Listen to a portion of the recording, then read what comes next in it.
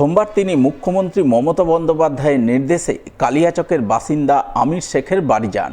তার পরিবারবর্গের সঙ্গে কথা বলেন এবং দ্রুত আমির শেখকে বাড়ি ফিরিয়ে আনার ব্যাপারে তিনি পরিবারবর্গকে আশ্বস্ত করেন। সবার সঙ্গে আমি কথা বলবো বা আমরা পাশে যারা আছেন কথা বলবো, আমার সঙ্গে কথাও বলছি। যেখানে বিপদ হবে আমাকে বলবেন, আমি ছুটে আসবো। ওর বিয়ে আমি দিদিকে জানিয়েছিলাম, দিদি বলে তুমি ইমিডিয়েটলি যাও, যে ওর বাবার সঙ্গে একটু কথা বলো, আত্মীয় স্বজন একটু কথা বলো। আমি কিন্তু দিদির নির্দেশেই কিন্তু আপনার কাছে এসেছি। এখন তো খুব তাড়াতাড়ি আপনার ছেলে বাড়িতে আসবে। উল্লেখ্য, সম্প্রতি এক গুরুতর অভিযোগ সামনে আসে। মালদার কালিয়াচকের জালালপুর অঞ্চলের নারায়ণপুর গ্রামের পরিযায়ী শ্রমিক আমির শেখকে রাজস্থানে বাংলাদেশি সন্দেহে আটক করার পর প্রথমে 2 মাসের মতো তাকে ডিটেনশন ক্যাম্পে আটকে রাখার অভিযোগ ওঠে।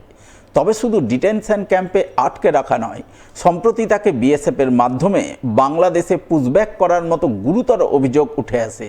ঘটনায় আমির শেখের বাবা জিএম শেখ অভিযোগ করে বলেন, তার ছেলে আমির শেখ মাস 3 আগে রাজস্থানে শ্রমিকের কাজ করতে গিয়েছিল, কিন্তু বাংলা ভাষায় কথা বলার অপরাধে রাজস্থান পুলিশ প্রথমে তার ছেলেকে বিনা দোষে 3-4 দিনের মতো থানায় আটক করে রাখে। পরে তাকে ডিটেনশন ক্যাম্পে পাঠিয়ে দেয়। 2 মাসের মতো ছেলেকে ডিটেনশন ক্যাম্পে রেখে সম্প্রতি বিএসএফের মাধ্যমে বাংলাদেশে পুশব্যাক করে।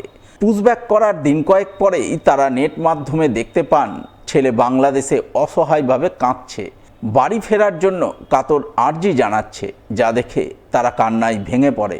তারা ছেলেকে দেশে ফিরিয়ে আনতে মুখ্যমন্ত্রী মমতা বন্দ্যোপাধ্যায়ের উদ্দেশ্যে করুণ আবেদন জানান। এই খবর জানতে পেরে মুখ্যমন্ত্রী মমতা বন্দ্যোপাধ্যায়ের নির্দেশে রাজ্য তৃণমূলের সাধারণ সম্পাদক তথা ফুরফুরা শরীফের পীরজাদা কাসেম সিদ্দিকী সোমবার কালিয়াচকের বাসিন্দা আমির শেখের বাড়ি যান। তার পরিবারবর্গের মুখ থেকে প্রথমে তিনি গোটা ঘটনার বিবরণ শোনেন।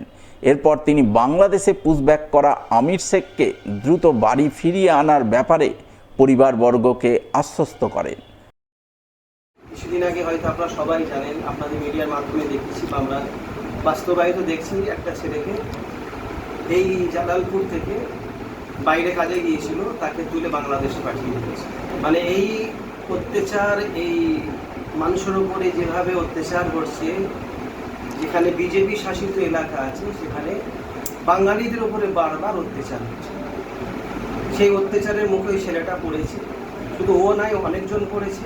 তার আত্মীয়জনের সঙ্গে কথা বললাম, কথা বলে আমি তাদেরকে আশ্বাস দিলাম যে যত তাড়াতাড়ি তোমার বাচ্চাকে তোমাদের বাড়িতে আমরা আনিয়ে দেবো।